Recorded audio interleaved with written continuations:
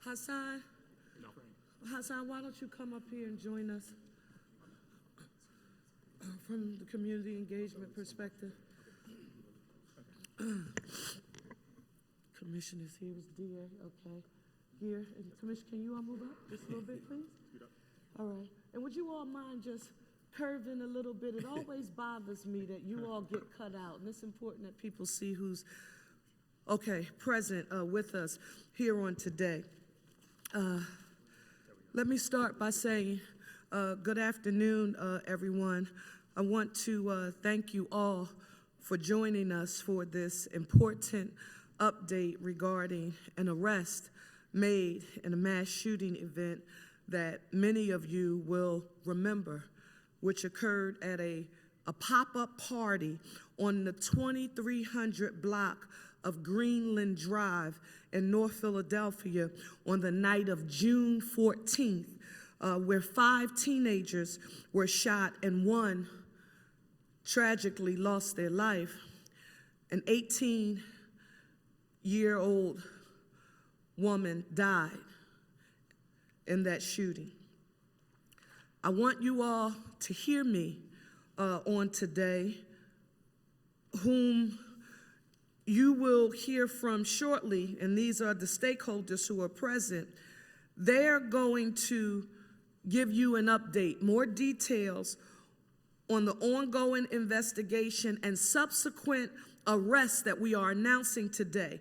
Of course, our police commissioner, Kevin Bethel, our deputy commissioner of investigations, Frank Venor, and our district attorney, Larry Krasner. Now, we haven't had many public updates about this over the last couple of months that we could actually share about the case, but that doesn't mean that all of the men and women who have a role in these investigations haven't been hard at work to bring closure, justice, and peace to the victims, their families, and all of those who have been impacted by this senseless violence.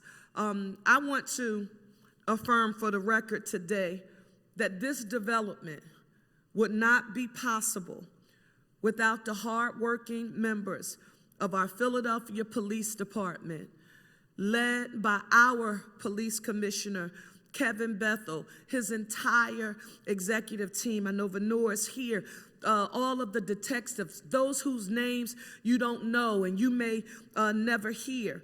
Our district attorney, and I know members of his team are present here on today, along with all of our federal law enforcement partners.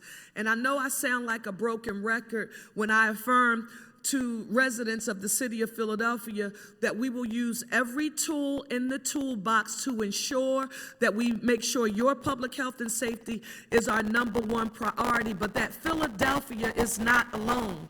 Our police department, that we will work with our partners.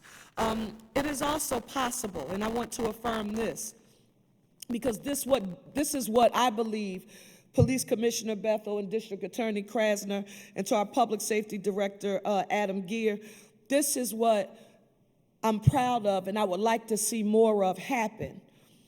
Brave members of the community in neighborhoods who step up and say, this isn't right. We will not live in fear. Doing the right thing and helping us take dangerous individuals off the street so others don't have to experience the pain and anguish that the family members of these victims and the surrounding community, all that they were put through as a result of this shooting. I want to acknowledge for the record that we empathize with and we see and feel the pain and the trauma that they are going through. And we don't ever want anybody to think that we don't acknowledge that. And it's important for me as mayor of the city to publicly affirm that to the people of the city of Philadelphia. Mothers and fathers, daughters and sons, family and community, we feel it. And I wholeheartedly believe that we are going to change that feeling in the community and across the city. As I have said before, and I will say it again, we will not rest until every person feel safe in their homes and in their neighborhoods across the city of Philadelphia, because I don't care what the quantitative analysis says about how well we're doing with reducing crime in the city of Philadelphia. Until people feel safer in their daily ongoings in our city, there is no time for us to rest. No one in this administration has or will slow down our advocacy until every community in our city is safe from the scourge of gun violence. To those who have or are thinking about committing acts of violence, I want you to hear us today. Please do not do it. Don't pick up the gun. There is another way and there is another path. And Public Safety Director Geer, I couldn't help but to think about Dion Sumter and his team, where we just announced, were we together a week ago or 2 weeks ago, Commissioner, at a rec center in North Philadelphia, announcing a $600,000 grant that Congresswoman Mary Gay Scanlon secured for us to enact a GVI, juvenile-focused program for young people ages 12 to 17 who are most at risk. So while the announcement and the intergovernmental cooperation that has resulted in what is being communicated to you on today is important, we want you to know that we are employing a comprehensive approach.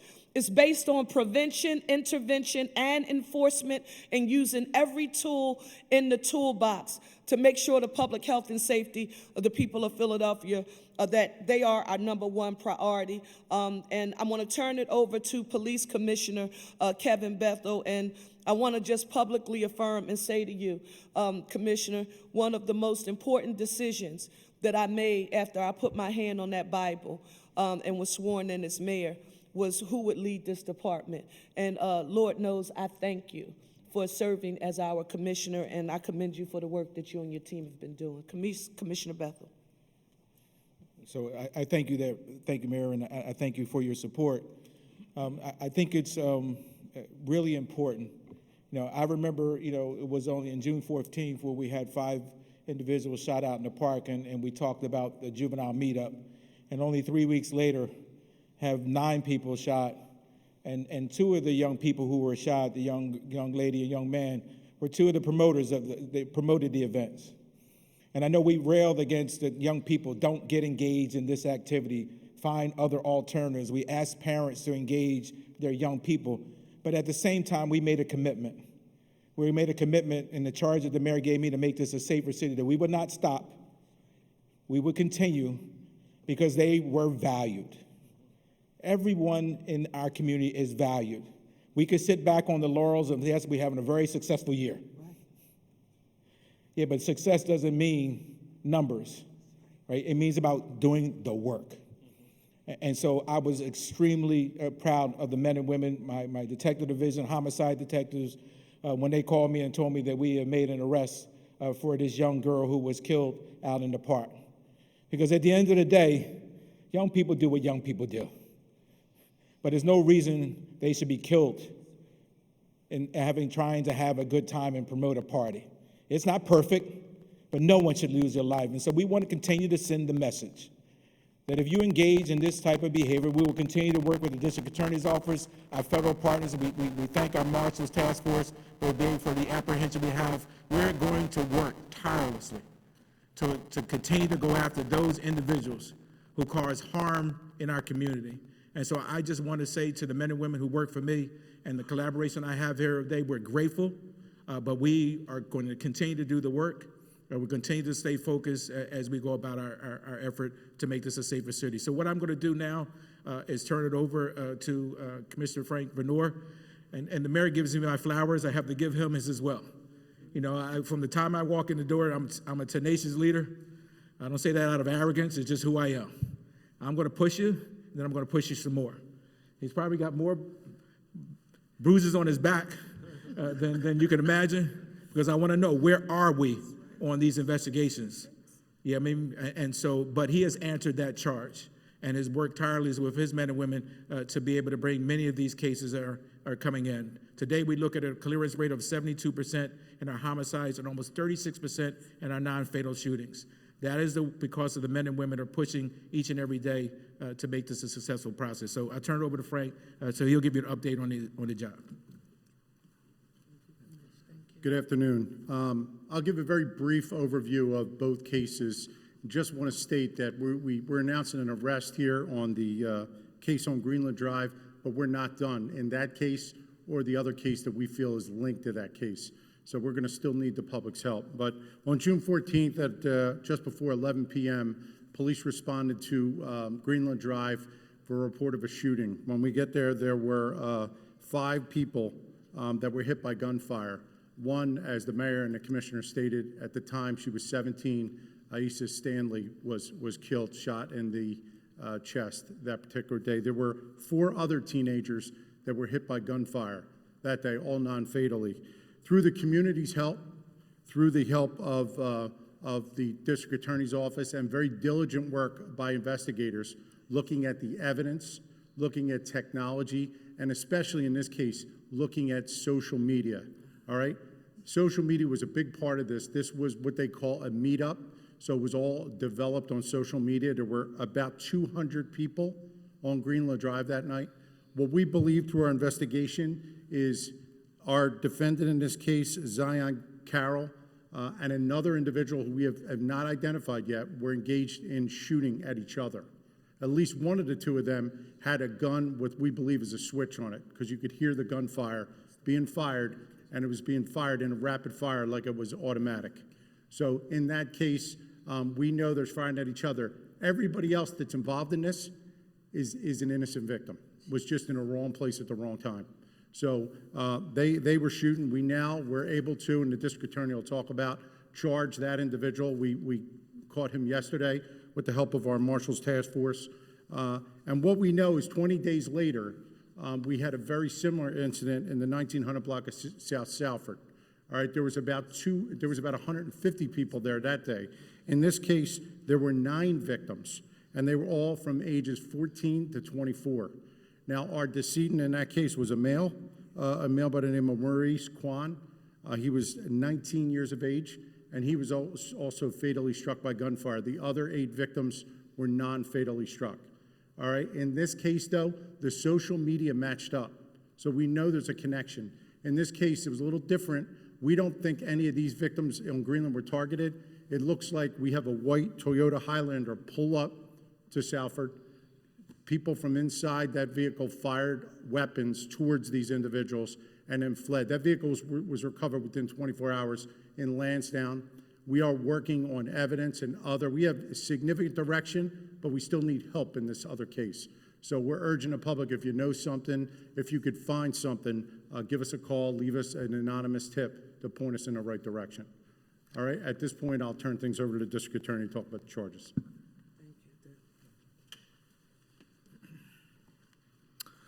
Thank you.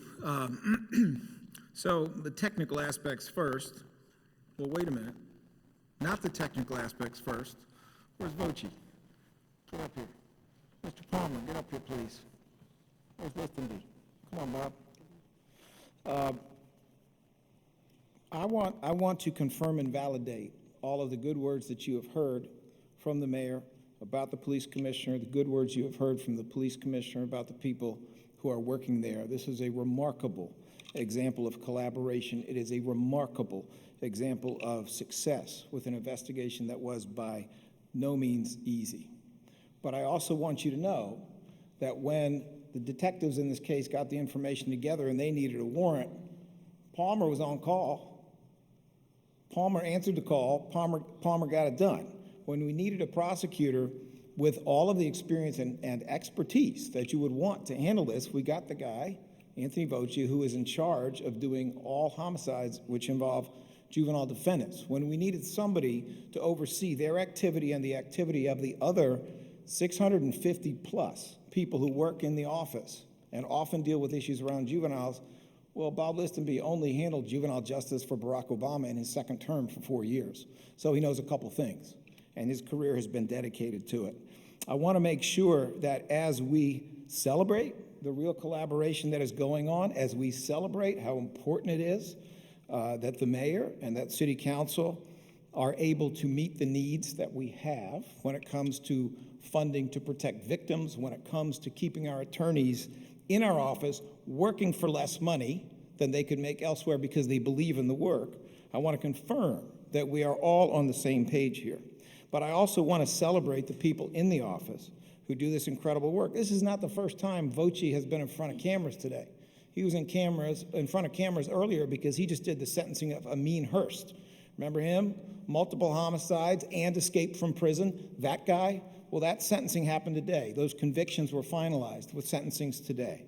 These are people who work really hard. They work really long hours. They do, like their partners in the federal and in the state level of law enforcement, like our partners in community-based organizations who do the important prevention work that the mayor has mentioned. These are people who work really hard, and they deserve their credit far more than I do, frankly.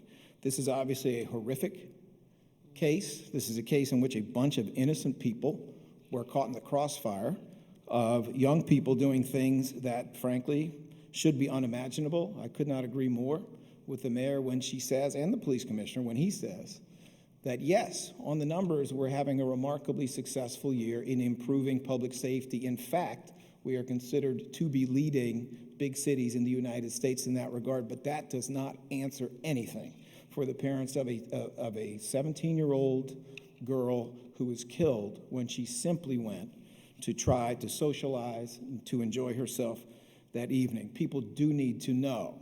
They need us to communicate this, which is why it's important. They need to know and they need to feel that while tragedies continue, there are more and more people who are never struck by that bullet because the gun is never lifted. They need to know that. And I could not agree more with the mayor for raising that point in particular. You're going to get caught if you engage in this behavior. And we are all standing here to say that. You are going to be justly prosecuted. And trust me, you don't want to be prosecuted by these guys because they will succeed.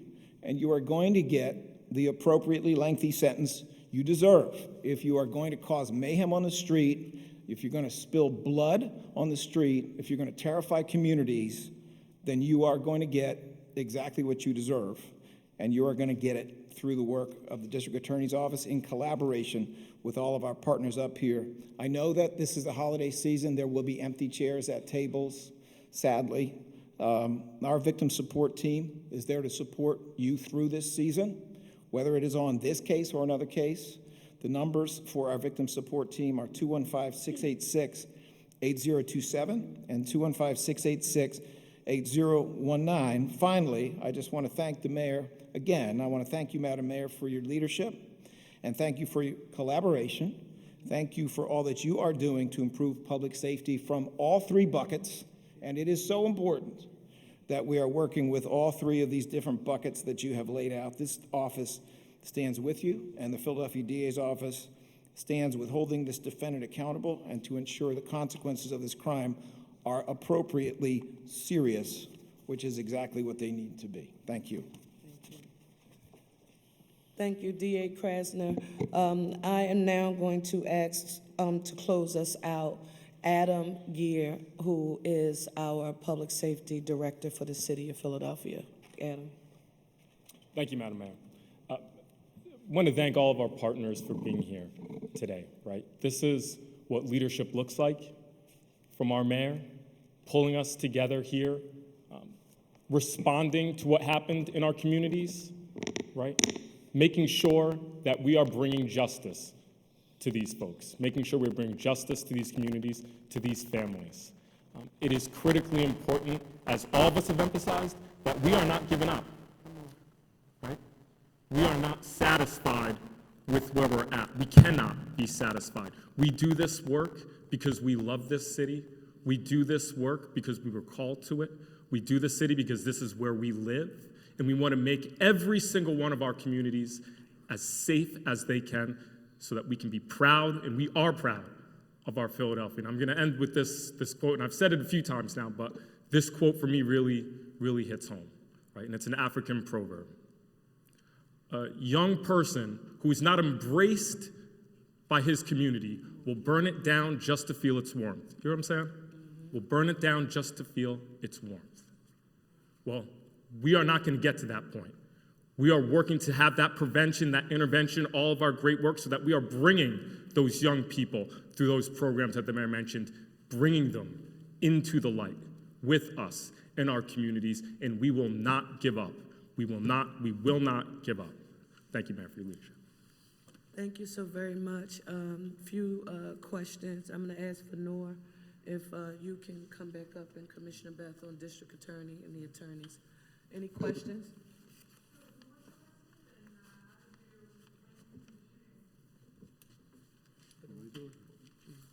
You wanted to take it. Good afternoon. This was an excellent example of great police work, for which I am grateful to the Commissioner. We had a patrol officer make a routine stop, recover a gun. That individual was then investigated. That individual had a telephone, and the telephone led us to the defendant in this case. And then when we got on the defendant's telephone, it linked him to statements made about this crime.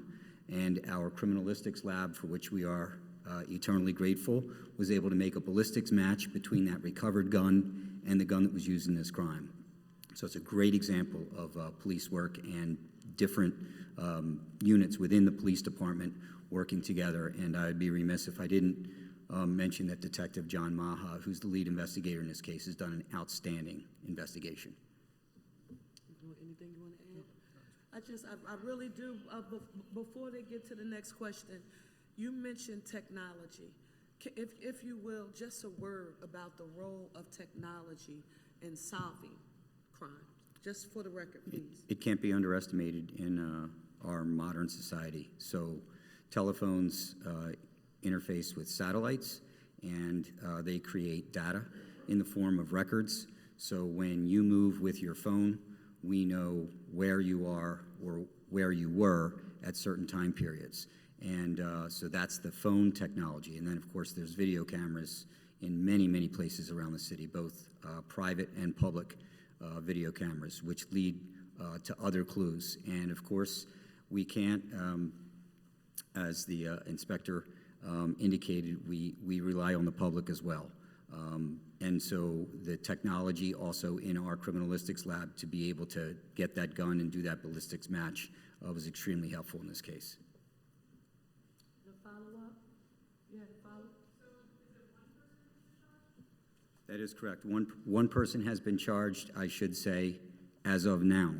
But there were two individuals that were shooting that night, and the way the law works, at least in the Commonwealth of Pennsylvania and in the city of Philadelphia, is that if you involve yourself in gunplay and you are carrying an illegal gun, whether you are the first to shoot or the second to shoot, when there are innocent children, minors, adults, it doesn't matter who they are, in the middle, and that gunfight results in people being injured, both sides can be charged. So we are looking at other individuals as well.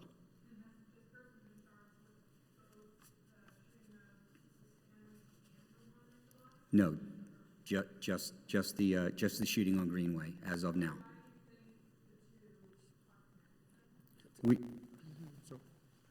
So these are, as I said, these are meetups. So they have what we call promoters. It appears the same promoter promoted both of these meetups. So whether they're connected in way of the offenders, I don't think that's the case. But we know these meetups, which at the time in the spring, we were getting them all the time. They slowed down a little bit, but this is the scary part of that. When 200 kids get together and then two people want to have a gunfight, they're all in a bad place. So that's what we were trying to say here. The meetups were connected. Sure. Just so you're aware, one of the things that stuck out about this job too is the young lady and the young man, they had a relationship. Not, they knew each other, they were on social media together, he was in fact in a state of mourning, so we didn't have any meetups for a period after that until he had that event. So there was a direct relationship between the two.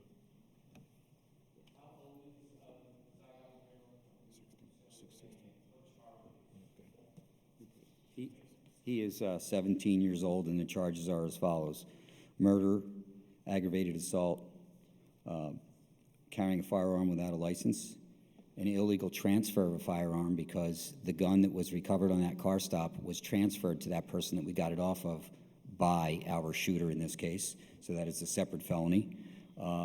We also have carrying a firearm on the streets, possession of a firearm by a minor because he is 17 years old, possession of an instrument of crime, simple assault, and recklessly endangering. Thank you all so very much for your time, and again, thank you to each and every one of our partners. We appreciate you. Commissioner Benoit, thank you. Thank you all. All righty.